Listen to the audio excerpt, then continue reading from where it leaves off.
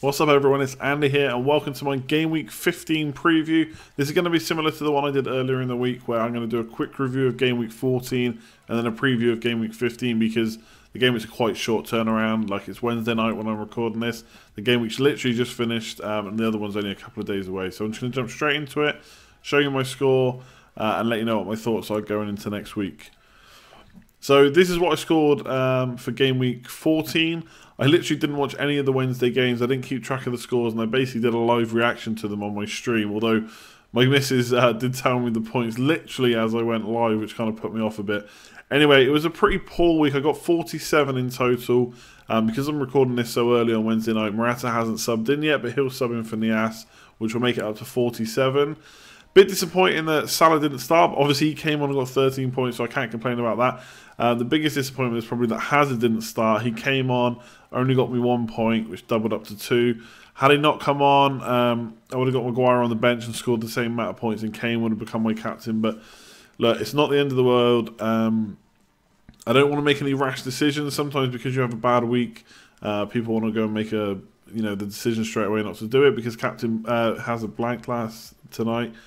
They now won't captain him next week, and I don't want to have that thought process. So I'll quickly go through my team and then what transfers I'm thinking of making for next week.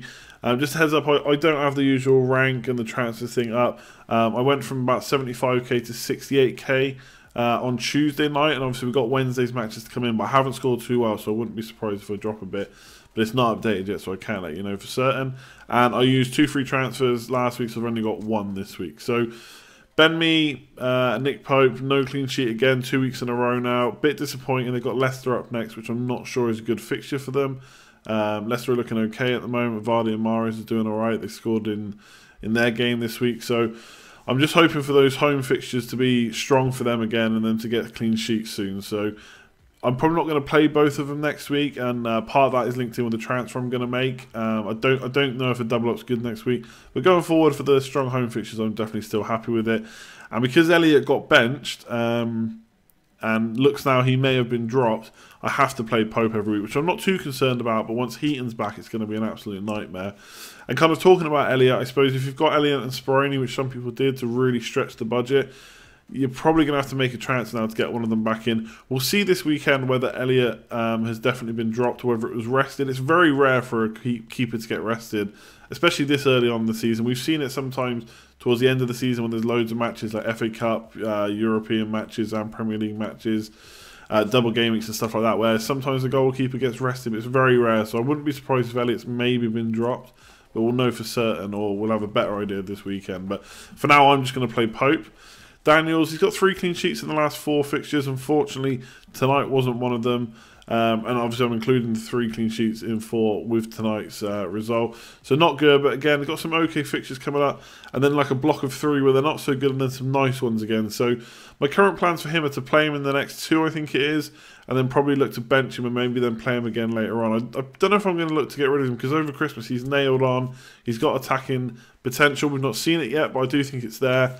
And there's always the chance they'll get a clean sheet. I wouldn't be clinging on to too much hope when it comes to Bournemouth, but they've done okay recently, so in the good fixtures they'll be okay. In that block of 3, not so good. So if you can bench him, great. I think my team's quite strong defensively and kind of just with the options I've got, so I may be able to afford to bench him, but I'll come on to that a bit later on. And then Duffy, Tuesday night against Crystal Palace, got the clean sheet, which was great. Moving on to midfield, Richarlison, obviously Watford lost 4-2 to Man United, which is a great result for Man United fans, not so good for Watford fans. He hit the bar, so again, he did play well. He had a chance, he didn't take it, but if he keeps getting those chances, he's going to keep getting points. So it's Spurs at home and Burnley away. Now, generally, I wouldn't say Spurs is a good fixture, but they're looking a little bit out of form right now. They're not keeping as many clean sheets with Alderweireld out of the team. They just don't tend to do as well with him without him in the team. So it's not the worst fixture to be playing right now. And then Burnley away, I'd pretty much bank on a Pope clean sheet for that fixture, or think there's a very good chance. So I'm not sure I'll get something then, but then Watford's fixtures get good again. So Richarlison's going nowhere from my team. He's in there for the longish haul for now. We'll see how he gets on. But yeah, only 2 points against Man United, but next week looking pretty good, I'd say. Looking pretty good for the kind of longer term. And then Sterling, 9 points. This guy is great. Like, I feel like I got a bit lucky with him. anyone that kind of watches my videos, follows the streams, etc., you'll know that I did look at maybe upgrading him to Sané. I just couldn't really find the money. It was 0.8 million. There was ways I could have done it, so it's not like I had no choice. I did have a choice, and I made the choice to keep Sterling because he'd done well for me. And it's worked out well. Salah didn't play tonight. He was ill. That's obviously unlucky for owners. If you've got Salah, you probably keep an eye on the press conference with Pep Guardiola. If he says he's going to be okay, then he's probably going to play against West Ham. And he's almost had his rest now, so I won't go too nuts about him right now, like, as in terms of getting rid of Sané. But I just find it. I said this last week before this week's points. Is I'm finding it hard now to justify upgrading Sterling to Sané for, I think it's 0.9 million difference. I'm just not going to do that. So obviously he's doing really well for me. Sterling, actually, if you look at his points, he's been consistent all season. Yes, he's missed the odd game here or there, but his points have been pretty consistent. He's turned into, like, you'd almost say a great finisher now. He probably needs to go another season or two finishing shots like this to be called that. But he's definitely improved under Pep Guardiola. He scored a finesse shot from outside the box tonight. It was a great goal. 96th minute, bit lucky, but he has scored quite a few late goals this season. So he's definitely worth keeping because, one, if he plays, he's looking good for points. And two, if he doesn't, he can come on and get those late goals anyway. So he looks more of a goal threat maybe than Sané. But I'm not saying get rid of Sané. If you've got him, you definitely keep him. If you're looking to bring in one of Sterling and Sané, then it's definitely a tougher choice now because of that price difference. I'd be tempted to go Sterling, but you could say that's a knee-jerk because in a couple of weeks when Sané gets another couple of double-figure hauls, he'll be back at the top of the chart. So it's a tough one. If you're looking to bring one in, probably Sterling for the money saved, but let me know in the comments below whether you think that's just a knee-jerk because he's outscored Sané the last 2 weeks. And Salah kind of already said it, but didn't start, come off the bench, gets 2 goals, 2 bonus points. It's crazy. I've said it before, we should all be just captaining Salah every week. He's been so consistent from game week 1 all the way up until game week 14. There's no reason not to captain him. But yeah, we're not following that advice. I'm not following my own advice. I've said this quite a few times recently that there's no reason not to be captaining him. If we had Sanchez back at kind of last season's price, like 11.5 million, then we'd be captaining him every week getting these scores. We'd maybe consider Kane, we'd maybe consider Hazard, but realistically we would just put it on Sanchez week in, week out. With Salah we're not doing that, and I think some of that is because of the price, because he's coming up to 9.8 million now, because he started at 9, he's not kind of reached the 10 million, 11 million mark. There's always that thought in your head that you won't get his points, and again, a lot of people won't captain him because they don't want the week that they captain him to be the one where he blanks, because then they'll feel like they can't captain him again in case it happens again, and chances are he'll keep scoring. So I don't know if I'm going to captain him this week. We'll come on to that in a minute. I'll change over to the fixture so I can let you know what my thoughts are. Right now I'm kind of looking towards Hazard, but let me know in the comments below, why are we not captaining Hazard? And if you captained him, fair play, let me know that too.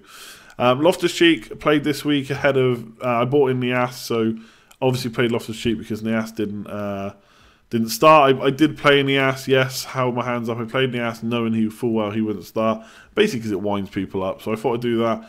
Morata will come on for him, but yeah, Loftus-Cheek ahead. Didn't really get anything. Don't expect a great deal for 4.5 million. Saw that he had a few shots here and there, so hopefully he'll do okay going forward in the nicer fixtures. I'm basically looking to rotate Loftus-Cheek and Nias. I'm a little bit worried because Everton played really well tonight and they scored 4 goals. Rooney hat-trick. Potentially Nias doesn't come back in the side, but up until this point he's looked the only kind of live wire. So I'm hoping he plays and I can kind of rotate him and Loftus-Cheek and just play whichever one has the best fixture, and obviously play all the other attackers every week. And then up front, Kane scored again. Didn't get any bonus points. He's usually in the bonus when he scores, but 6 points I think is okay in the kind of form he's in. 1-1 against West Brom is not a great result, but again, he's got some nice fixtures coming up. He's not really going anywhere for me because in the premium bracket right now, I mean, who'd you go for? Lukaku scored like 1 goal in 11 games for Man United. He is consistently getting points with assists and stuff, but it's not really any reason to transfer him back in for me. Lacazette's now injured, probably going to miss. Well, he is going to miss the Man United game. Might miss further games. We don't know yet. Aguero and Jesus, you just don't know who's going to start week to week, and I think Man City midfielders are better value. So Kane stays for me for now because I think there's still the potential he gets really good points over the coming weeks, but he's not a guaranteed captain for me anymore, which is different to previous seasons. Usually I see Kane, he's got a match, he's going to play it, I put the captain on him, not right now. So we'll see how that goes. But yeah, that's kind of my team so far this week. I'm just going to quickly switch over on the fly to... sorry, that was my team for last week. So this is the team for this week. Let me just pull this up properly. I shouldn't really do this on the fly. I should cut the video, but there we go. Okay, so this is the team for this week. So I think I'm looking pretty good. I could save a transfer. If Nias starts, he's got Huddersfield at home. That looks nice. Captain's currently on Hazard. I don't, like I said earlier in the video, I don't want to not captain Hazard just because he didn't get me points this week. I still think that's a good fixture. He's still in good form. He's had a rest. There's people telling me that maybe he'll be rested again because of the Champions League match against Atletico, but I just don't see him being rested twice in a row. There's surely got to be at some point where they have to play a match to get some kind of match fitness before the next game, or just to be in a bit of, to keep that run of form going, basically. So I'm currently looking at Captain Hazard. It was on Kane originally. He's got Watford, who just shipped 4 goals to Man United. But to be fair, Man United have been scoring more goals than Spurs this season, so I don't know if that's a guarantee for Kane. And Salah against Brighton, I don't see Brighton keeping a clean sheet there. It probably should be on Salah, but I've at least upgraded him to vice-captain. I'm probably never going to captain Morata ahead of Hazard just because of Hazard's potential to get an extra point for the goal, mops up bonus points, gets clean sheet points. So I'll probably always captain Hazard if it's one of those two. And Sterling, I just never know if he's going to start week to week. He's obviously going to start most games, but not every game. So I'm probably never going to captain him, but I'm happy for him to keep chipping away with points. So I'm going to go for Hazard right now. Transfer-wise, I could probably save it this week. I could probably just play me and Pope and be happy with it. But I'm eyeing up Christensen, or sorry, not Christensen, I think it's Christensen, for 5.4 million. Now, he might rise before I bring him into 5.5, but I'm happy with that. I want to see the press conferences first. But yeah, he's 5.4 million. I think I've got 1.9 million in the bank, so I could either do, and I'd be interested in your comments below to let me know what you think I should do. I can do Maguire to Alonso. Now, Alonso and Azpilicueta are the same price. I'm going to go for the attacking one. I think Alonso's got more points to come over the following weeks. Yes, Azpilicueta's done well on assists, but I don't see that continuing. So Alonso will be the one for me, even though Azpilicueta has got a knack of getting bonus points, and he got a rest tonight, so he's more likely to keep playing than Alonso is. Maybe Alonso's due a rest.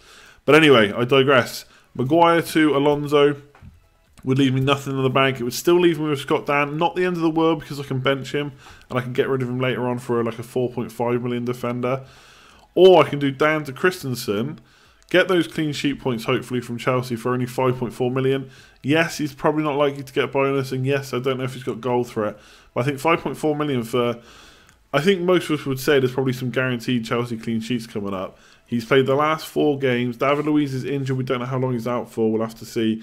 And Christensen, even before the injury, just looked like first choice now. And Conte has really praised him. Will he get rested over Christmas? Quite likely at some point. But I think for 5.4 million, it's worth the risk. So that's what I'm looking at doing. Dan to Christensen. That'll give me a defence of Daniels against Southampton at home, Maguire against Burnley at home, and Christensen against Newcastle at home. I think that's pretty decent odds at getting clean sheets. If I don't get them, fair enough. But I think playing the odds there, that's good. So yeah, and that'll leave me with like 1.2 million in the bank. So I could upgrade any of my defenders basically to someone like Mustafi. I could do Daniels to Kolasinac. So I'd have a pretty decent defence, a fairly good strike force, or fairly good attack with Nias and Loftus-Cheek rotating. So the Nias and Loftus-Cheek are obviously cheap options, and rotating them might not get me the greatest points, but it lets me upgrade that defence. It lets me have Hazard. It lets me have Kane, Morata, etc., etc. And obviously with Hazard and Morata, I'm really going for those Chelsea fixtures. So let me know what you think about Christensen. People are still worried that he's not going to keep playing. I think 4 starts now. He's looked good for Chelsea. 3 clean sheets in those 4 starts is nothing to be sniffed at. 5.4 million, I can't believe more people aren't talking about him, but that's just me. I'll leave it there. That's my team for this week. Let me know about what you think about my choices, captain, transfer, etc., etc. Like, comment, share, subscribe if you've enjoyed the video. It'd be much appreciated. Subscribing will let you know when the videos are going live. If you've been following me, you know I'm moving house. This is the last video I'm recording at this house. Shane Long, usually here. He's down right now. He's ready. He's actually on the chair behind me, just about here. He's going to be moving with me. So this will be the last video I record here. Hopefully the streams can carry on. We'll have to test the internet connection when we get there. But thanks for sticking with me, and thanks for letting me bore you with this house move this whole time. Yeah, I'll leave it there. Like, comment, share, subscribe, and good luck in Game Week 15. Cheers for watching all.